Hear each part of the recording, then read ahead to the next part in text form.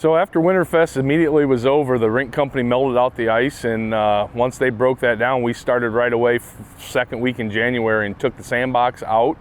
And then we had probably a week or two where we just kind of let everything set, and we got some snow and frozen and that sort of thing. And then there was a time, I don't remember when it was, a couple months ago, we actually plowed the field off. Once we had that real deep snow, we plowed the field off just to prepare it in case, so the ground would start thawing out.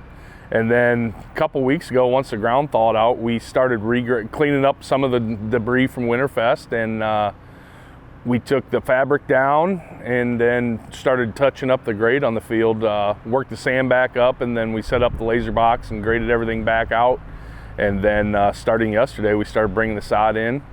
We had to close down here on street in order to get, so far we're on 12 trucks of sod, 4 more tomorrow, and we should be able to have the street open again on Friday. So yeah, it gets a little difficult with that many rolls of sod and traffic in and out trying to we only have the one entrance ramp, but with some communication and timing, everything goes well.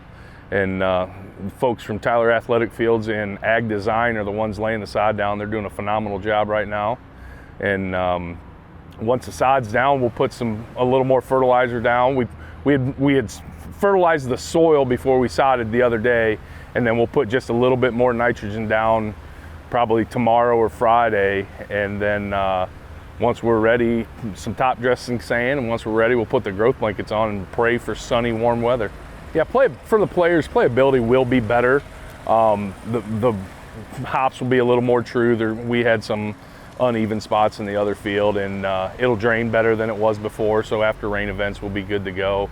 And then with Major League Baseball's new PDL agreement, we had to put our infield grass at 0% grade. It normally was at a 0.5% grade, so it worked out perfect with our field renovation.